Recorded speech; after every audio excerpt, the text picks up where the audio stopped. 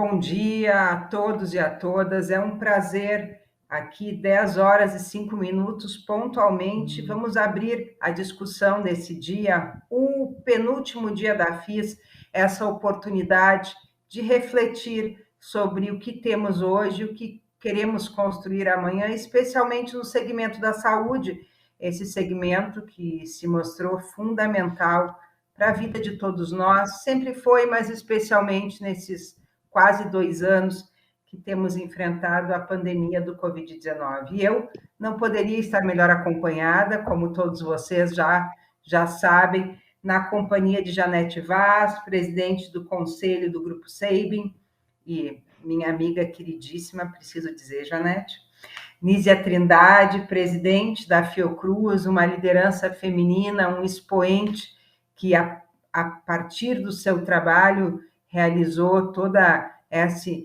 importantes estudos em relação à vacina, e a Suelma Rosa, diretora sênior de assuntos corporativos da Unilever, uma referência na área privada.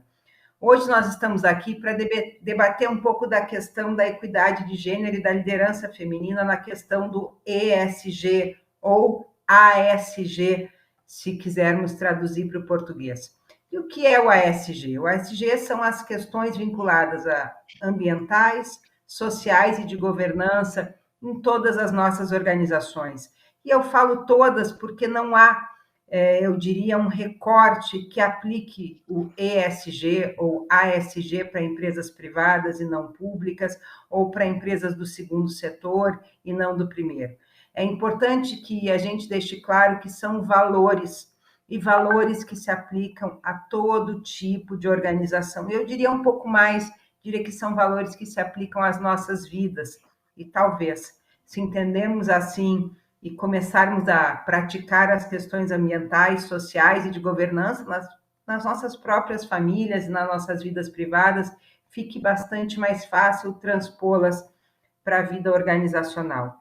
E o que isso tem a ver com equidade de gênero, com liderança feminina? Bom, primeiramente, um dos pilares, né, desse movimento são as equidades. Não há qualquer organização que possa se dizer, dentro do espectro social que é esperado pelo ESG, que não trabalha as equidades. Mas isso seria muito simplório, ainda que não seja uma realidade. Né? Eu posso dizer que as questões de equidade elas têm que estar presentes em todos os pilares, porque não se faz governança sem equidade, não se faz o desenvolvimento de questões ambientais sem equidade. E claro, não se faz o desenvolvimento da sua plataforma social se aceitamos discriminações de gênero, de raça, de orientação social, etarismo, de aparência ou qualquer outra. E aqui, claro, eu tenho mulheres que são referências em relação a isso.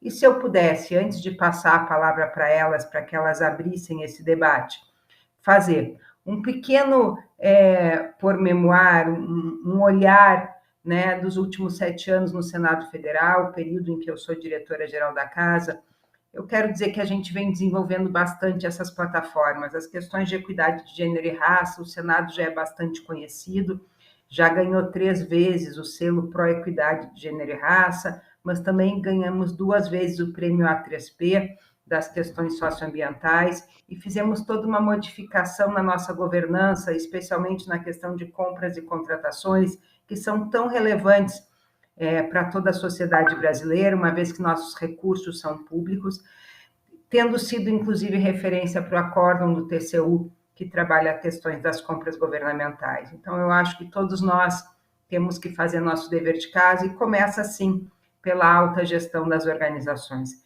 Eu queria, então, abrir essa rodada de conversas perguntando para cada uma de vocês como vocês exercitam o ESG nas suas vidas, nas suas organizações, mas também nas suas vidas privadas como lideranças. Me pediram aqui para usar a ordem alfabética, então começo aqui com a Janete.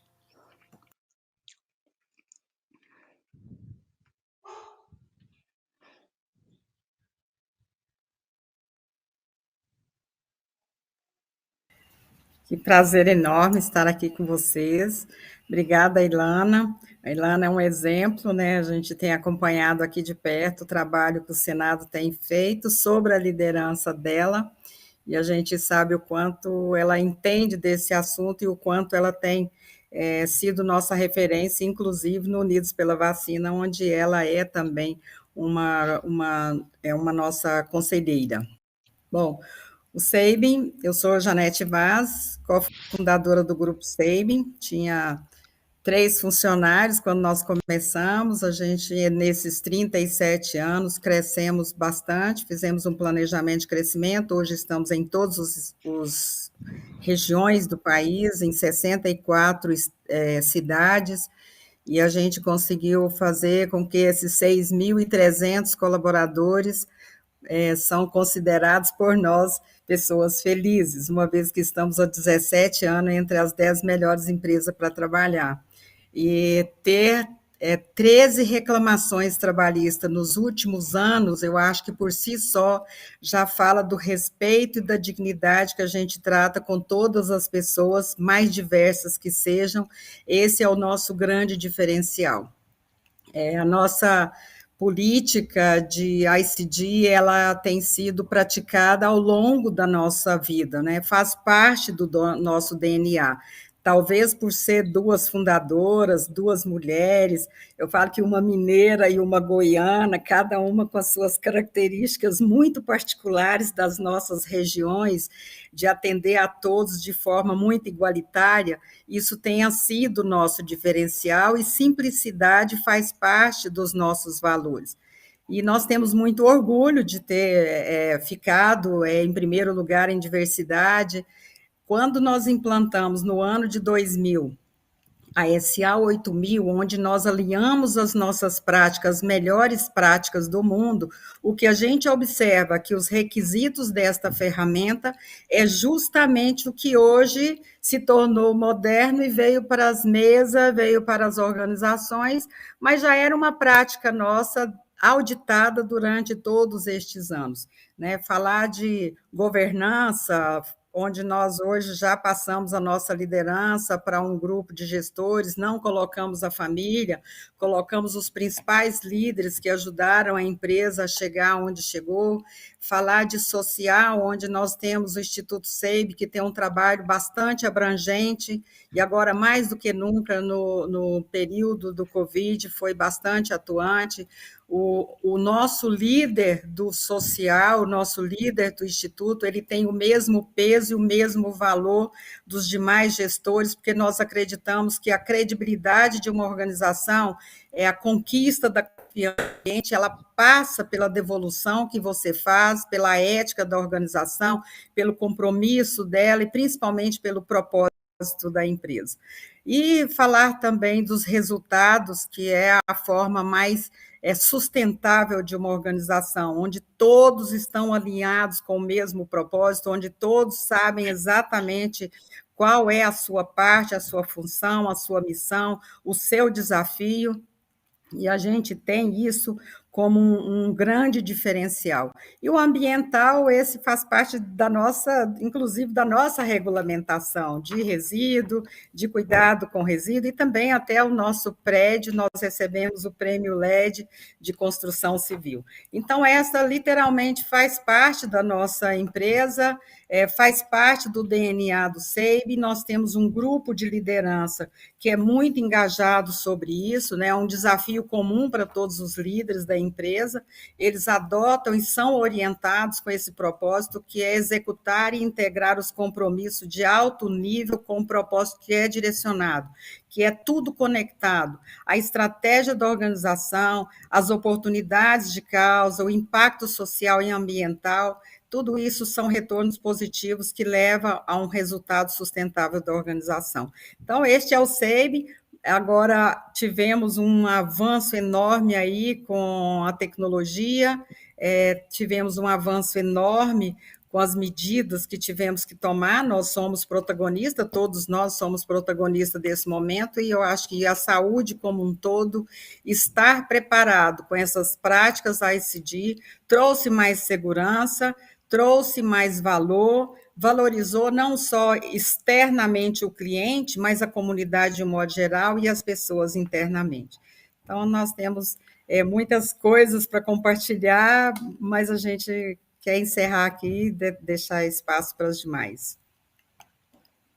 Obrigada, Janete. Eu queria ouvir agora a doutora Anísia. Aliás, esse painel atrás da senhora é uma coisa mais linda, impressionante.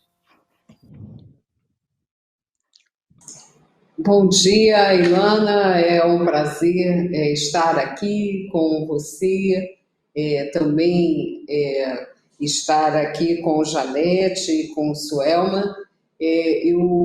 Você fez referência a esse painel ele está na minha sala, aqui na Fiocruz, nosso castelo. O painel retrata o pavilhão morisco, idealizado por Oswaldo Cruz, no início do século XX, e construído sob a orientação do arquiteto Luiz Moraes. E ele é um símbolo da ciência brasileira, né? Ao mesmo tempo a ideia de um monumento concebido com apuro, com arte, mas ser um sinal, né, da necessidade de nós termos uma estabilidade para a atividade científica, um monumento mesmo que signifique essa permanência, além da motivação inicial de criação do Instituto Oswaldo Cruz, né, inicialmente Instituto Sorológico Federal, criado para produzir soros numa época de outras emergências sanitárias no início do século XX. Da mesma maneira, foi criado o Instituto Butantan, em 1901. Então, nós vemos aí que a nossa história, né, fala desses desafios que se tornaram tão agudos de uma maneira única na história, como pandemia, num tempo de intensa globalização, que, ao mesmo tempo, a ciência tem condições de dar resposta, mas que sabemos que a gestão dessa resposta e a equidade permanecem como graves desafios. E aí eu gostaria, Ilana, de acentuar esse aspecto da equidade que você mencionou. Bom, é um pouco difícil separar a vida pessoal da vida institucional, porque, como todos nós e todas nós, estamos à frente de instituições que têm um papel importante nesse período de pandemia, é quase impossível dissociar até o nosso tempo pessoal desse tempo dedicado a essa ação. Eu queria também elogiar as minhas colegas de mesa por suas atividades e mencionar que, no que se refere à Fiocruz, muito antes, não é, da sigla, da SG e desse enfoque perpassar culturas corporativas, seja pensando em instituições privadas, empresas ou instituições públicas, de fato a instituição teve um protagonismo que se revelou em diferentes momentos, mas eu destacaria a Conferência Rio 92, né, que vai completar 30 anos, no mesmo ano de tantas outras efemérides, 200 anos da independência, né, da Semana de Arte Moderna, 100 anos, enfim, não quero falar tanto das efemérides, mas porque sempre perguntamos o que temos para celebrar, né, no momento em que vimos as dificuldades de autonomia do país, de condução em período de crise. Eu diria que temos, sobretudo, que refletir, né, fazer um balanço das nossas forças e também das nossas fragilidades. Então, a Fiocruz foi uma das instituições responsáveis por colocar a agenda ambiental no centro da agenda de saúde. E isso se mostra hoje de uma completa e absoluta clareza e necessidade, né? Mas eu estou falando de uma orientação de mais de 30 anos, na verdade. Então, eu queria destacar esse ponto, né? A questão ambiental, ela é transversal hoje a todas as áreas de conhecimento e ela é central para discutirmos os desafios da saúde no presente e no futuro. Tanto é que, em nível global, também recentemente foi atualizada toda a discussão dos determinantes sociais e ambientais da saúde. Hoje que temos esse desafio da crise relacionada à pandemia de Covid-19, sabemos também que o enfrentamento da questão ambiental será central para emergências sanitárias, para a questão das mudanças climáticas, e todas elas com efeitos já avaliados, não é, de uma maneira muito clara pela comunidade científica internacional com relação às questões de saúde. Então, esse é um ponto que eu gostaria de destacar. Com relação à equidade de gênero, eu assumi o mandato em 2017 como primeira mulher a presidir a Fiocruz. Agora, na época, 117 anos de história, né, temos 121 anos agora. Então, acho que isso revela, né, também a dificuldade, mesmo instituições que têm, como é o caso da Fiocruz, e isso antecede ao meu mandato, comitês de equidade de gênero e raça, ainda temos muito a avançar nesta agenda. Então, é uma agenda que propomos para a sociedade, mas também é uma agenda interna na qual temos muitos desafios. Para vocês terem uma ideia, hoje, a maioria do corpo de servidores da instituição é constituído por mulheres, a maioria das pesquisadoras, né, do grupo de pesquisadores, digamos assim, é também constituída por mulheres, mas no nosso Conselho Deliberativo somos apenas 1/3. Né? O Conselho Deliberativo é formado pelo conjunto dos institutos e a partir de um processo que parte das eleições nos institutos. Então, vemos que não é só uma questão de norma, ainda que políticas sejam fundamentais, políticas amplas na sociedade, e aí eu acho que o Senado, Ilana, tem um papel fundamental, e também políticas internas nas instituições. Né? Então, eu gostaria, assim, de destacar que nós temos aí esses múltiplos desafios que foram acentuados em tempos de pandemia, porque já tem sido bastante difundido.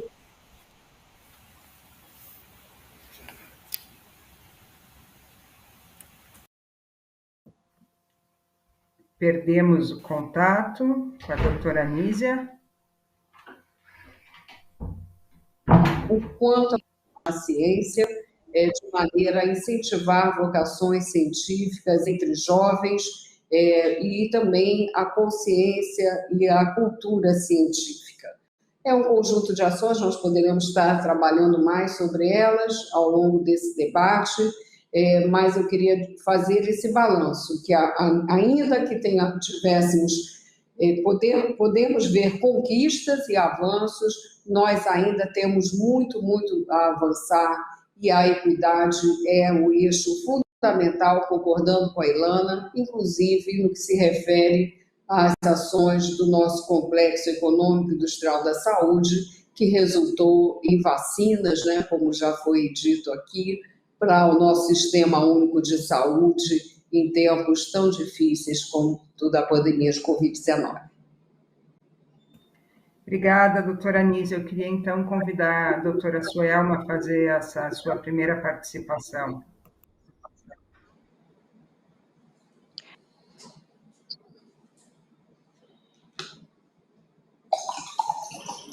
Acho que a senhora está com o seu microfone fechado. Bom dia a todos. Bom dia a todas. É uma honra poder compartilhar esse painel de tão alto nível, mas principalmente com lideranças femininas que eu muito admiro. Não poderia deixar de manifestar, como cidadã, também como representante da Unilever no Brasil, os nossos parabéns pela liderança da Fiocruz em todo o enfrentamento da pandemia. E talvez iniciar, Ilana, por um esclarecimento sobre o que é saúde, né? Nós, na Unilever, a maior parte da nossa audiência conhece a Unilever, nós nos consideramos também atores da saúde, e principalmente no enfrentamento da pandemia, no sentido em que trabalhamos em 3 grandes categorias: a categoria de cuidados com a casa, que é de limpeza, a categoria de cuidados pessoais e a categoria de alimentos e sorvetes. E saúde é exatamente esse equilíbrio do corpo. Em algum momento, um equilíbrio que é dinâmico, né? Que é entre nosso organismo e o meio ambiente, em todas as suas dimensões, físicas, psíquicas, bem-estar. E nós contribuímos, e é uma honra poder representar uma empresa que foi tão importante em todo esse processo pandêmico para melhorar e proteger a saúde da população. Bom, dito isso, e voltando ao assunto do nosso painel, influência feminina e USG, como falou a doutora Anísia e a própria doutora Janete, não existe, não é possível dissociar a vida privada da jornada pessoal profissional e do locus institucional onde estamos, porque, no fundo, são as nossas motivações, os nossos valores que nos levam aos caminhos que perseguimos. Eu estou na liderança da área de sustentabilidade e assuntos corporativos da Unilever há apenas 6 meses, mas venho de uma jornada de mais de 20 anos, justamente tratando das questões de sustentabilidade.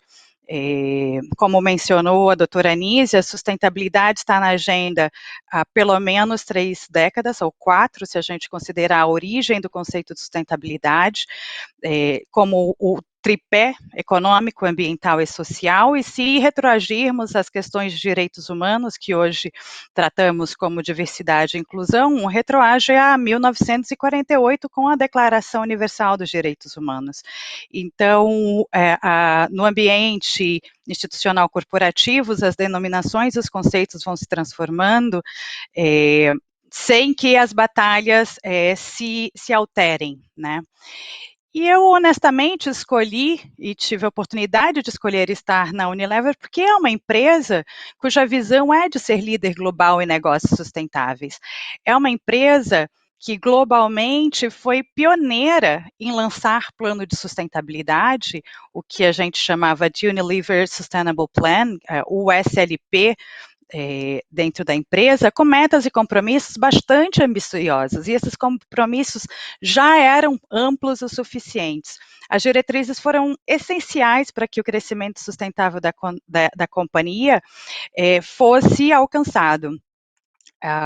Alcançamos os resultados depois de 10 anos de implementação do plano de vida sustentável da Unilever, e no ano passado chegamos a alguns aprendizados, né? Esses aprendizados perpassam o fato de que não faz sentido, e a doutora Janete talvez tenha tido essa mesma experiência, dissociar o plano de sustentabilidade, de diversidade e inclusão do que é o plano estratégico da empresa. Então, o Compass, que é a nossa bússola, o nosso direcionamento estratégico da empresa, ele incorporou todas as dimensões. Não temos mais, portanto, 2 planos, um plano de negócio e um plano de sustentabilidade, diversidade e inclusão. Nós temos apenas um plano, e esse plano, ele tem 3 pilares. Os 3 pilares do nosso plano são os pilares de melhorar a saúde do planeta, melhorar a saúde, a confiança e o bem-estar das pessoas e contribuir para um mundo mais justo e socialmente inclusivo. A Unilever tem essa jornada onde não só sustentabilidade no seu conceito ambiental, e aí seria o E ou o A, né, do ESG, nessa nova dimensão do mercado financeiro, mas principalmente as questões sociais. É uma empresa que interage diretamente com a sociedade, que tem marcas muito queridas da sociedade e que, por meio dessas marcas, reforçam os seus valores, reforçam as mensagens das transformações sociais que nós acreditamos. Então, diversidade e inclusão é uma jornada tão antiga quanto a jornada de sustentabilidade.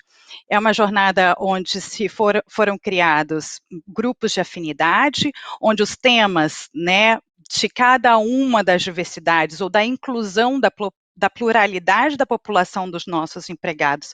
Fomos aprendendo ao longo do caminho, mas decidimos ultrapassar as portas da empresa. Então, a jornada começa como uma jornada interna de diversidade, conversando sobre diversidade entre nós, entre a população Unilever no Brasil e no mundo. Decidimos estabelecer esse diálogo com a sociedade por meio das nossas marcas. Então, nós temos marcas que trazem esse propósito e os propósitos associados a agendas específicas. Avançamos muito nos últimos anos, só para dar alguma ideia de números, especificamente sobre a questão relacionada a gênero, no ano de 2018, globalmente, a Unilever chegou a 50,1% de mulheres em cargo de liderança. O Brasil foi muito mais rápido, e hoje nós estamos em 53% em posições de liderança. Acontece, obviamente, da mesma maneira que todas as outras organizações, de que a base de mulheres no mercado de trabalho tem se ampliado bastante, e o desafio era a temática de posições de liderança, ultrapassando o teto de vidro, onde tantas mulheres ficavam estacionadas naquela transição da geração dos 30 anos, quando elas tomam decisão de ser mãe. E eu falo elas porque eu tomei a decisão de não ser. E é sobre isso o empoderamento feminino também, né? De escolher onde estar e de escolher o que fazer. Porém, a equidade de gênero, ou cada um dos grupos de maiorias minorizadas ou de minorias, eles, na verdade, precisam ser observados sob suas interseccionalidades. E, portanto, um novo passo que foi dado a partir desse alcance da equidade de gênero em posições de liderança na empresa, globalmente e nacionalmente, foi o entendimento de que a inserção da empresa na sociedade brasileira não poderia fechar os olhos aos desafios de equidade racial. Então, também já vínhamos numa construção de discussão interna a respeito de diversidade racial, de tratamento, de esforços para atrair talentos, mas também para formar talentos dentro promovendo a equidade racial. E agora, no mês de agosto, nós demos um passo adiante. Esse passo adiante foi o lançamento do Fundo Afrolever, que é um fundo onde nós trazemos 3 pilares da nossa atuação.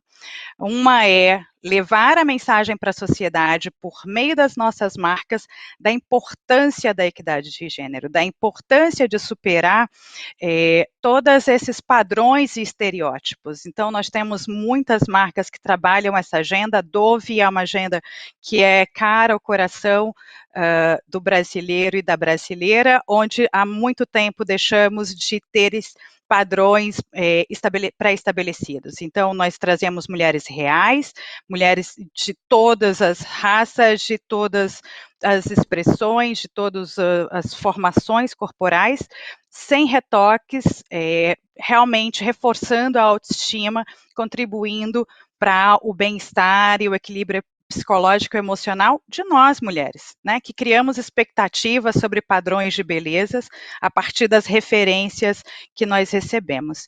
E a marca Seda, que trabalha a dimensão de empoderamento feminino negro. E eu paro por aqui, porque da mesma forma como ambas que me antecederam disseram, é um tema apaixonante e a gente quer seguir falando, mas o gostoso mesmo é a conversa. Eu agradeço a doutora Suelma também. Bom, acho que nós já nessa primeira rodada já falamos que essas temáticas não são novidade. Talvez as letras ESG ou ASG sejam uma organização de conceitos, né, que nós já estamos trabalhando há muito tempo. E essa organização é importante porque a partir dela vem métricas, vem avaliação. Outras 3 letrinhas dialogam muito com ESG, que são os ODS, os Objetivos do Desenvolvimento Sustentável da ONU. E essas letras fizeram muito sentido nesses momentos de pandemia, né? Onde esses objetivos sociais que a ONU coloca nos seus ODS vieram muito à luz, porque foram exatamente as populações mais fragilizadas, as maiorias minorizadas, que sofreram mais com a pandemia do Covid-19. E eu volto no tema da pandemia porque me parece que nós não podemos discutir saúde sem discutir o que vivemos e o que aprendemos.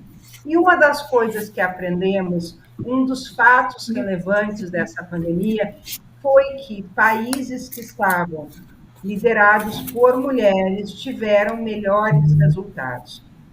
A partir disso, eu pergunto para vocês: a liderança feminina consegue trazer os conceitos de ESG de forma mais efetiva nas suas organizações? Janete? Bom, na minha, Eliana, na minha, com 78% de mulheres e 74% de liderança feminina, eu acho que tem tudo a ver, né? A gente fala que a mulher, por si só, ela carrega o cuidado e o zelo em tudo que ela faz.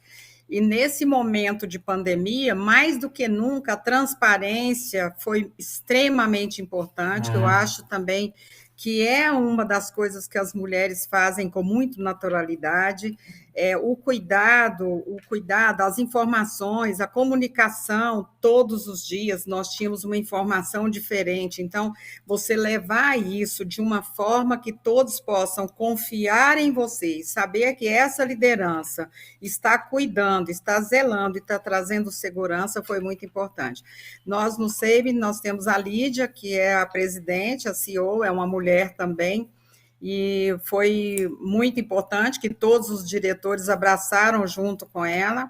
O SEIB, aqui em Brasília, nós fomos o principal pilar, não só em Brasília, mas em Manaus, em Belém, Londrina, Maringá, Mato Grosso do Sul, nós fomos o principal laboratório.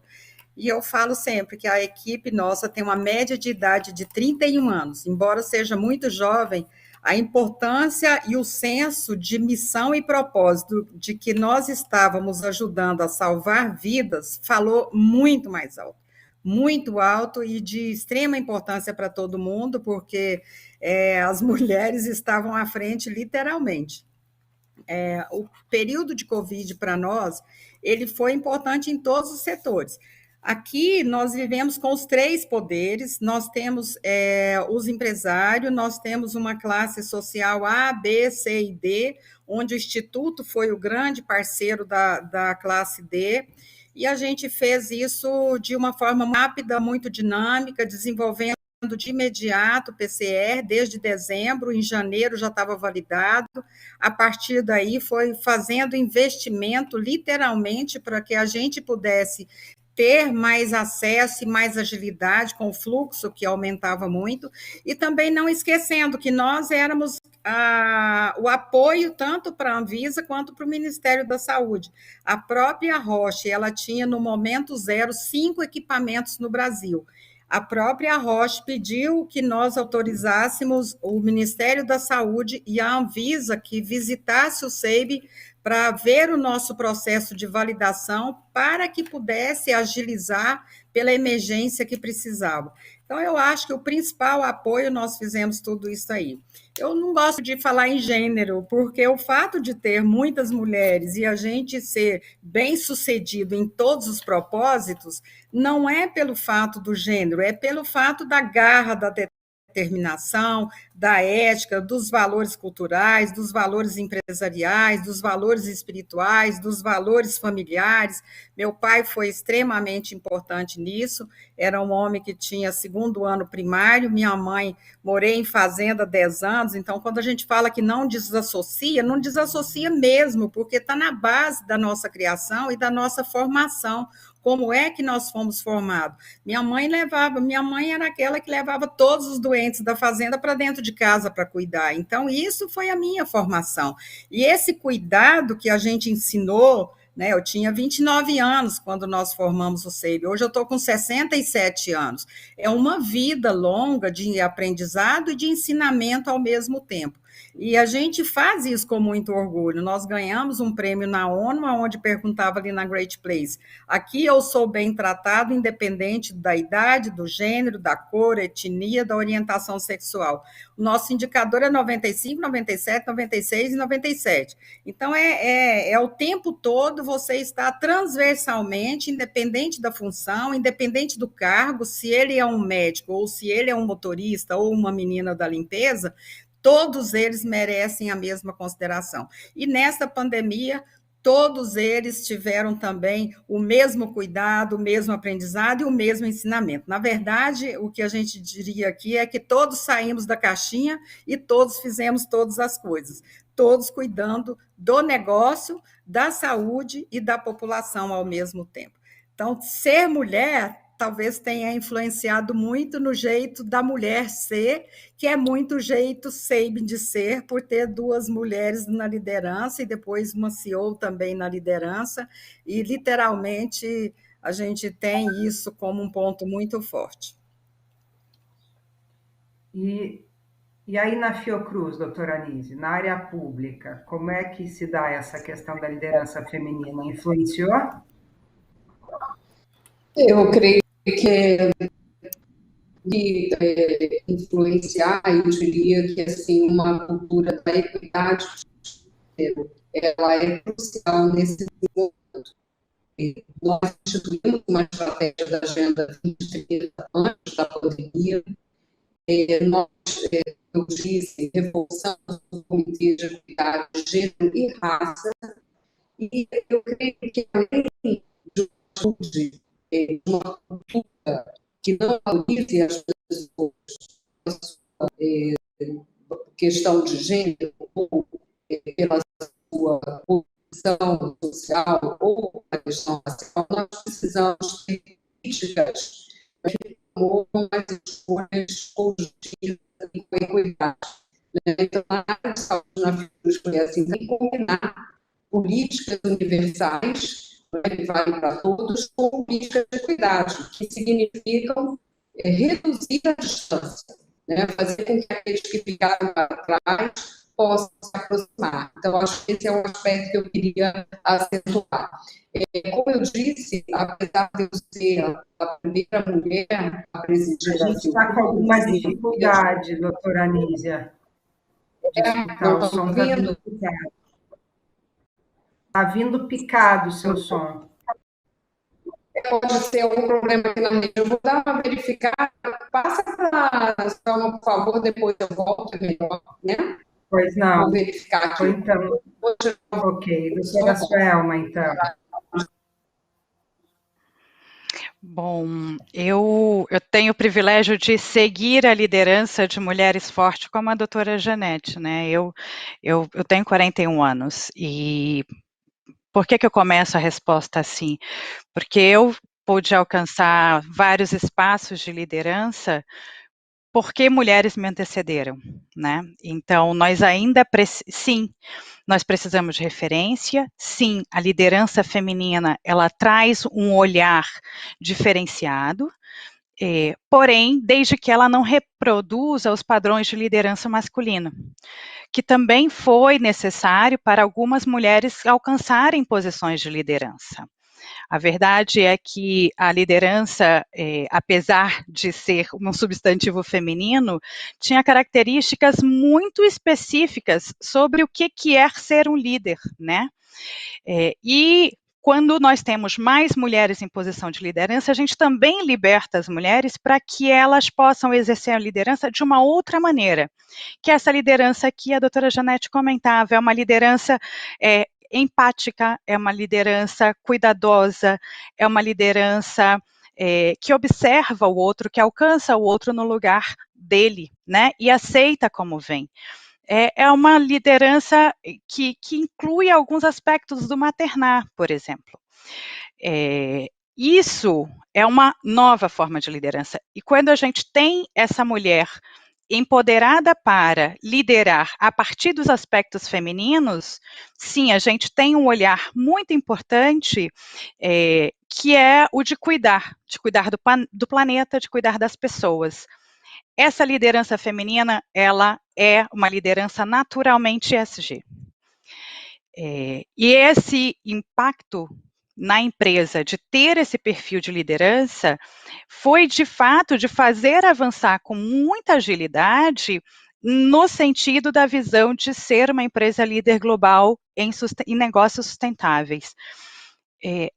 Se percebe no dia a dia a diferença de ter uma liderança nacional e global em iguais proporções, porque cada um traz o seu repertório de vida e de vivências.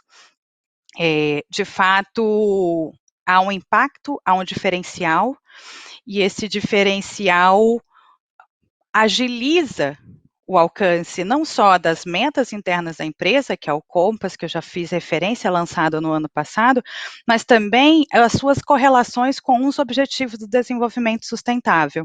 Eu tive o prazer de trabalhar nas Nações Unidas durante a organização da Rio+20, em 2012, e de trabalhar na jornada de construção dos Objetivos de Desenvolvimento Sustentável até 2015, tendo atuado em 2 agências das Nações Unidas. Esses objetivos resumem os grandes desafios da sociedade, global e nacional, em torno de pessoas, em torno de prosperidade, em torno de paz, de parcerias, de planeta. Se perseguirmos esses objetivos de maneira coletiva, não só esperando regulações, apesar de ser muito necessária, e reforçar o papel e a importância do Senado, doutora Ilana, mas também voluntariamente, como uma ação da sociedade, né? Seja de toda a esfera privada, que vai desde os movimentos sociais, ONGs, mas também passando pela atuação das empresas. Então, sim, a resposta mais curta há uma diferença no formato da liderança feminina e na sua relação com o ISG. Será que a doutora Anísia já podemos retomar? Vamos ver. Estão me ouvindo bem agora? Eu acho que sim. Bom, só retomando o que eu estava iniciando a falar antes, alguns pontos que eu considero importantes. De fato, em todo o mundo, né, se viu o papel de lideranças de mulheres muito importantes durante a pandemia. Na Fiocruz, por eu presidir a instituição, é fácil fazer essa associação, mas eu queria dizer também que importantes iniciativas que tiveram curso na instituição foram lideradas por mulheres. O sequenciamento do vírus, pela pesquisadora Marilda Siqueira, e toda a orientação para o trabalho de diagnóstico nessa área, a construção de um centro hospitalar dedicado à Covid-19 pela doutora Valdileia Veloso, diretora do nosso Instituto de Infectologia, o hub de vacina de mRNA recentemente aprovado pela Organização Mundial de Saúde, uma vacina nacional em desenvolvimento aqui na Fiocruz, também com a liderança da pesquisadora Patrícia Neves, e eu poderia enumerar várias ações como essa. E também, desde a época da emergência sanitária de Zika, nós vimos essa liderança muito bem colocada. Faz diferença, né? Eu acho que essa pergunta, a liderança das mulheres, eu creio que faz diferença uma liderança que parta do princípio da equidade de gênero e que parta de uma outra visão sobre como conduzir os processos de gestão e a própria percepção e orientação do que devam ser estilos de liderança e de autoridade. Dentro do feminismo, né, e eu historicamente, desde a minha adolescência, praticamente, participei de discussões e de movimentos feministas no Brasil, há uma corrente que propõe, inclusive, que o feminismo oriente uma outra construção social. Né? Não se trata apenas do protagonismo das mulheres, não é? Se trata de valores que perpassam toda a sociedade. Ao mesmo tempo, né, também é importante dizer isso, o fato de termos mulheres em situação de proeminência não é um indicador suficiente de equidade de gênero, porque o que temos que falar é de oportunidades para mulheres, de políticas, não é, de equidade. e também no que se refere à equidade de raça, não é, que eu abordei pouco na minha resposta anterior, né, que eu acho que daí nossa pós-graduação, a Fiocruz é um centro de educação, também hoje ter uma política de cotas e de outras ações muito fortemente estabelecidas, envolvendo também a população indígena. Para fechar, né, voltando à questão de gênero, lembrar, né, eu acho que a Ilana lembrou bem da importância dos ODS, nós instituímos uma estratégia para a Agenda 2030 na Fiocruz, temos atuado em colaboração com várias iniciativas de governo e da sociedade civil, é muito importante, não é, pensar nessas duas dimensões, e sabemos que há um indicador muito claro de aumento de desigualdade e de grande impacto na questão das mulheres. Então, acho que temos que ter um conjunto de políticas para isso. Nas instituições de ciência e tecnologia, como é o caso da Fiocruz, nós temos também, mas acho que em parte isso também se verifica nas empresas, algumas medidas importantes se dizem respeito à proteção da maternidade também, né? Então, eu queria colocar isso no sentido de que a carreira das mulheres ela tem que ter uma avaliação ponderada no que tange a esses períodos de dedicação aos filhos para as mulheres que, como bem colocou Suelma, possam fazer a escolha de ser ou não ser mães. Mas sabemos que para grande parte das mulheres da nossa sociedade, no mundo, nem sempre a maternidade se dá por um processo de escolha, né, por um processo de condições para esse exercício. Então, também temos que trabalhar nessa dimensão. Enfim, a minha aposta é no mundo mais feminino, se por feminino entendermos cultura de paz, cultura de solidariedade, avanços nas linhas de cuidado. Eu realmente concordo com tudo que foi falado e no final, agora, umas 3 semanas atrás, eu descobri que eu tinha virado um emoji, que tem um emoji meu circulando no Senado que diz assim, mamãe ama vocês. E eu fiquei muito surpresa, primeiro porque eu não sabia, eu fiquei sabendo pelo meu chefe, né, pelo presidente do Senado que me mostrou.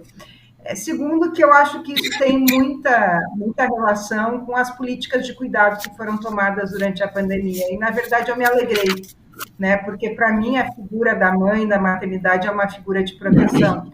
E se é dessa forma que os colegas me enxergam, eu acho que eu estou fazendo o trabalho que a mim cabe. E sobre isso, mulheres sempre foram reconhecidas, e intelectualmente também, né? Quando a doutora Anísia resgatou aí várias pesquisadoras da Fiocruz, me parece que a dificuldade é quando a mulher ocupa o espaço de poder, né? Que aí é que reside essa dificuldade de passar por esse teto de vidro, né? Que a doutora Suelma também se referiu. Eu acho que a gente chega aqui, nós estamos nos encaminhando para o final da nossa conversa e eu queria passar para cada uma de vocês fazer um pequeno chamado final, uma pequena reflexão final, para que a gente não passe do nosso tempo, mas eu acho que fica essa conclusão, acaba sendo o resultado de tudo que conversamos. A cultura do cuidado foi importante no momento de pandemia, as mulheres utilizam seus espaços de poder de forma a fazer com que o caminho das próximas mulheres seja mais fácil e que precisamos de políticas públicas e políticas organizacionais também para estimular que esse teto de vidro realmente não seja barreira na carreira das mulheres e que nós passemos dos estratos médios, coisa que conseguimos as 4 que estamos aqui, e por isso podemos facilitar o caminho daquelas que vêm a seguir. Eu gostaria, então, de uma pequena reflexão final de cada uma de vocês. Agora eu vou inverter, vou começar com a doutora Suelma. Depois de tantos anos, né, sendo a última da lista de chamada, eu estou acostumada a ser a última, na verdade, me dá até tempo. Mas brincadeiras à parte, primeiro um convite à ação, né? É nossa responsabilidade seguir auxiliando as nossas sucessoras, Então, nós que chegamos em algum ponto, eu que ainda estou por chegar aos pontos da doutora Anísia e da doutora Janete, mas que são inspirações para mim, continuaremos sendo portas para todas que nos sucedem. E ser porta, sim, enfrentar as barreiras e as dificuldades que ainda persistem na nossa sociedade. Muitos espaços são espaços de poder masculinizados, e nós precisamos trazer esses elementos femininos para esses espaços, mas principalmente apoiando, de fato, no aceleramento de carreiras de mulheres para posições de liderança. Então, é um chamado para que todas as mulheres que já alcançaram padrões e posições de liderança sigam trazendo novas mulheres, apoiando novas mulheres, e aí eu deixo para fazer também uma propaganda para todas aquelas que querem aceleração de carreira na atividade de assuntos corporativos, o MRG, Mulheres em Relações Governamentais e Institucionais, tem um programa para apoiar a aceleração de carreiras, apoiar a toda essa rede, né, que é uma rede de acolhimento e de troca de experiências. Temos também Mulheres no Brasil, temos uma série de iniciativas onde mulheres e coletivos se reúnem para se apoiar. Estejam lá como mentoras, estejam lá como mentoradas, estejam lá apoiando umas às outras. Muito obrigada e é um prazer compartilhar esse painel com todas vocês. Obrigada, doutora Suelma. Eu convido, então, a doutora Anísia para as suas palavras finais. Bom, eu sou filha do meio e aqui fico no meio também. Com meu nome também sempre fiquei mais para o final da chamada, né? Como disse a Suelma. Não quero falar do meu prazer de estar aqui com vocês, com Ilana, né, com Suelma, com Janete. Quero reforçar o chamado que faz Suelma e acrescentar nesse chamado que também as mulheres das periferias e das favelas tiveram uma liderança exemplar em muitas ações durante essa pandemia. Aqui na Fiocruz nós temos como um dos eixos da pandemia o eixo da trabalho junto com as populações em situação de vulnerabilidade. E foi exemplar o trabalho feito por mulheres de Manguinhos, da Maré, e por outras comunidades em todo o Brasil. Então, eu queria fazer esse destaque porque são mulheres que têm muito mais dificuldades do que nós que estamos aqui para esse protagonismo. E, no entanto, historicamente sabemos o quanto esse trabalho em movimentos sociais, comunitários, sempre teve na mulher grandes lideranças, ainda que pouco visíveis muitas vezes. Mas falando em visibilidade e invisibilidade, o que está visível aqui é o nosso sucesso. Eu creio que também seria muito pedagógico, né, se em discussões desse tipo falássemos mais das pedras no nosso caminho, que não foram poucas, né? Então também eu creio que registros de experiências, né, das dificuldades, dos preconceitos, e de outros obstáculos, né, que a equidade de gênero coloca e colocou para nós nas nossas trajetórias individuais, sejam também mais problematizadas, que não sejamos vistas apenas por trajetórias de sucesso, que certamente representamos, mas que esse caminho, não é, de tantas dificuldades, quer dizer, eu não sei cada uma de vocês, né, porque não conheço as biografias, mas na minha biografia foram muitos obstáculos a enfrentar, né? E às vezes até mesmo obstáculos relacionados ao estilo de liderança, que é muito contrastante com perfis mais agressivos, mais autoritários, e eu acho que são dimensões também culturais que nós temos que trabalhar para construirmos um mundo com outros conceitos de governança, né, de equidade ambiental, de equidade de gênero, que eu acho que são grandes desafios reforçados por esses tempos difíceis que temos vivido. Um grande abraço, muito obrigada pela oportunidade. Obrigada, doutora Anísia. Terminando, então, essa rodada, doutora Janete. Obrigada, Ilana. Eu quero parabenizar e agradecer o José e o Rodrigo por terem colocado esse tema com um painel de mulheres para falar de ICD. A primeira apresentação que eu fiz de ICD foi para o IBGC e era sobre desmistificando a ICD. E é muito interessante isso, porque eu acho que a mulher faz isso, né? Desmistifica tudo, porque nós achamos caminho. E a Madre Teresa de Calcutá fala que onde há vontade há caminhos, e a mulher sempre. Eu queria parabenizar a doutora Anícia, porque ela realmente, ela já sabe disso, né? Que ela é um orgulho para todas as mulheres brasileiras, principalmente para nós, que carregamos a bandeira da mulher, o protagonismo da mulher, e estamos trabalhando, então, cada se Suelen, a gente fica aplaudindo porque sabemos o quanto é difícil chegar lá. Eu, particularmente, não tive nada que me barrasse. Eu venho, como eu falei, minha avó era uma mulher muito dinâmica e eu nem percebi que nós tínhamos problemas entre homens e mulheres. Eu percebi muito tempo depois. Era sempre muito determinação. E eu acho que, finalizando aqui, eu gostaria de deixar uma mensagem, um recado para homens e mulheres, né? Que a ideia de sucesso profissional, ela é muito...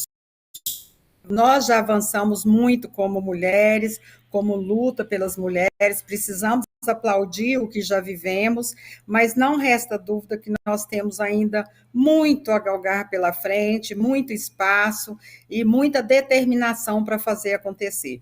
Nós estamos buscando a nossa felicidade, nós estamos buscando o nosso desejo de realizar não apenas a nossa maternidade, para aquelas que desejarem, não apenas a sua família, a sua construção familiar, mas também o nosso galgar profissional, que ele seja também natural, que haja oportunidade para que a gente possa chegar onde a gente quiser, literalmente. Então, buscar a felicidade, eu falo que é possível alcançar nossos sonhos, né? Eu falo no meu livro ali, retire seus sonhos da gaveta. Então, em qualquer fase da nossa vida, nós precisamos nos permitir a realizar nossos sonhos, seja ele qual for, porque nós merecemos alcançá-lo. Então, Ilana, obrigado aí pela oportunidade, pela condução, e eu tenho certeza de que a gente contribuiu muito para trazer essa visão feminina do ICD, que é exatamente transformar uma visão dura e uma visão para uma visão humana de fazer negócio, humana de buscar resultado, humana de atingir o potencial de cada um, com muito respeito e dignidade, com a diversidade em todos os sentidos. Muito obrigado. Eu quero agradecer a doutora Janete, a doutora Anísia, a doutora Suelma. Quero agradecer a todos, todas e todes que estiveram conosco e que poderão ter acesso a essa plataforma e a esse debate. Quero terminar com uma homenagem a uma outra mulher, uma mulher jornalista que todas conhecemos, Cristiana Lobo, que hoje se despediu desse mundo, deixando vítima de câncer, deixando certamente um legado também de liderança, um legado de imagem. Ela, que uma jornalista que também iniciou aí uma trajetória grande como comentarista política nacional e que, vítima de câncer, hoje deixa o Brasil e deixa esse espaço e também esse exemplo, né? Eu acho que nada melhor do que um reconhecimento que ela sempre teve em vida, mas lembrar também das mulheres da comunicação, das mulheres que colocam o seu rosto, a sua imagem a serviço da comunicação e deixar essa lembrança aí a Cristiana Lobo, todos os seus colegas e familiares nesse dia tão difícil. Muito obrigado e pontualmente terminamos aí o nosso debate.